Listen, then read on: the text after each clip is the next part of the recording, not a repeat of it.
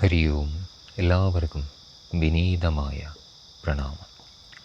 ശ്രീമദ് ഭഗവത്ഗീത പഠന ക്ലാസ്സിലേക്ക് ഏവർക്കും സ്വാഗതം. നമ്മുടെ മനസ്സു കാരണം നമുക്കുണ്ടാകുന്ന പ്രതിസന്ധികൾക്ക് പ്രധാന കാരണം എന്താണെന്ന് നമ്മൾ ചിന്തിച്ചിട്ടുണ്ടോ? ഞാനെന്നും എൻ്റേതെന്നും ഉള്ള നമ്മുടെ ആകർഷണം.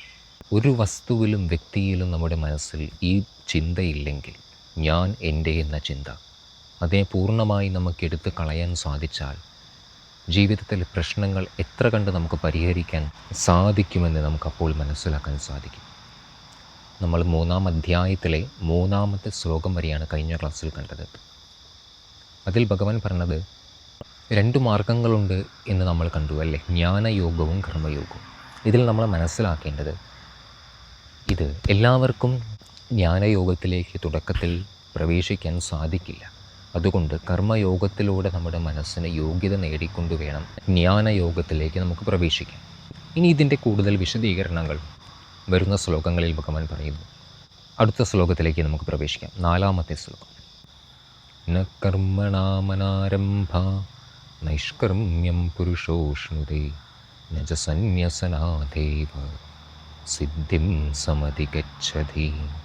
ഒരു കർമ്മങ്ങളും ചെയ്യാതിരുന്നത് കൊണ്ടൊരിക്കലും ഒരു മനുഷ്യൻ കർമ്മത്തിനതീതമായ ബോധശക്തിയെ പ്രാപിക്കാൻ സാധിക്കുകയില്ല. അതുപോലെ തന്നെ എല്ലാം ഉപേക്ഷിച്ചതുകൊണ്ട് ഒരിക്കലും ഒരു മനുഷ്യന് പൂർണ്ണത കൈവരിക്കാൻ സാധിക്കണം എന്നുമില്ല. വളരെ വിശദമായി നമുക്കിതിനെ ചിന്തനത്തിലൂടെ അറിയേണ്ടതുണ്ട്. വരൂ, നമുക്ക് പ്രവേശിക്കാം. ശ്രദ്ധിക്കൂ. ഇനി ആധ്യാത്മികമായ രീതിയിലൂടെ സ്പിരിച്വലി നോക്കിയാൽ വാസ്തവത്തിൽ നമ്മൾ ഓരോരുത്തരും പൂർണ്ണരാണ്. പൂർണ്ണത നമ്മിലുണ്ട്. പക്ഷേ ഇപ്പോൾ നമുക്ക് ആ പൂർണ്ണത അനുഭവിക്കാൻ സാധിക്കുന്നില്ല. എന്താണ് കാരണം? സത്യത്തെ കാണാൻ ഉള്ള ശക്തി, അതിനുള്ള കാഴ്ച ഇല്ലാത്തതു കാരണം. അറിവിൻ്റെ അഭാവം കാരണം. ഏതറിവിൻ്റെ അഭാവം? അത് വളരെ ശ്രദ്ധിക്കൂ. അറിവിൻ്റെ അഭാവമെന്ന് പറഞ്ഞാൽ ഇത് പുസ്തകങ്ങളിലൂടെയോ എത്ര വർഷങ്ങൾ ഉപനിഷത്ത് പഠിച്ചാലും ലഭിക്കുകയില്ല. ഈ അറിവെന്നത് അന്തർദൃഷ്ടിയാണ്. ഇത് ലഭിക്കുന്നത് കേവലം ഏകാഗ്രമായ സാധനയിലൂടെ മാത്രമാണ്. അറിവോടുകൂടെയുള്ള കൃത്യനിഷ്ഠമായ തപസ്സിലൂടെ, അനുഷ്ഠാനത്തിലൂടെ. അങ്ങനെ ഈ അജ്ഞാനം, ആ ഒരു തടസ്സം നമ്മുടെ കാഴ്ചയെ മറയ്ക്കുന്നതു കാരണം നമ്മളിപ്പോൾ ചെയ്തുകൊണ്ടിരിക്കുന്നത് നമ്മുടെ അന്ത്യമില്ലാത്ത ആഗ്രഹങ്ങൾ, അതായത് ചിന്തകൾ, അതിനെ പൂർത്തീകരിക്കുവാൻ വേണ്ടി അതിനു പുറകെ നാം സഞ്ചരിച്ചു കൊണ്ടിരിക്കുകയാണ്. അതിനർത്ഥം ഇപ്പോൾ നമ്മുടെ ജീവിതത്തെ നമ്മെ നയിക്കുന്നത് നമ്മുടെ വാസനകളാണ്, വികാരങ്ങളാണ്, മനസ്സിലെ ദുർബല ചിന്തകളാണ്, അതല്ലെങ്കിൽ ആഗ്രഹങ്ങളാണ്. ഇതാദ്യം നമ്മൾ തിരിച്ചറിയണം. എൻ്റെ ജീവിതത്തെ നയിക്കുന്നത് ഞാനാണോ അതോ എൻ്റെ മനസ്സിലെ ചിന്തകളാണോ? ഒരു കാര്യം നമുക്ക് വ്യക്തമാണ്, സ്പഷ്ടമാണ്. നാം ആഗ്രഹിക്കുന്ന വസ്തു നമ്മുടെ പക്കലില്ലാത്ത കാര്യങ്ങളെയാണ് നമ്മൾ സദാ ആഗ്രഹിക്കാറ്. നമ്മുടെ ഉള്ളിൽ അത് വേണ്ടത്ര അളവിലില്ല. തൃപ്തി, അതിനു വേണ്ടിയിട്ടാണ് നാം പുറമേയുള്ള വസ്തുക്കളെ ആഗ്രഹിക്കുന്നത്.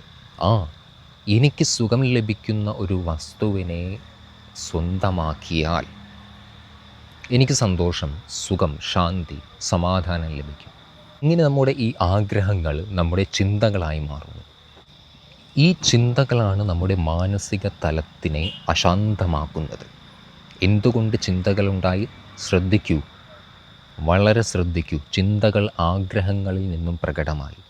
ഈ ചിന്തകൾ നമ്മുടെ മനസ്സിനെ അശാന്തമാക്കുന്നു.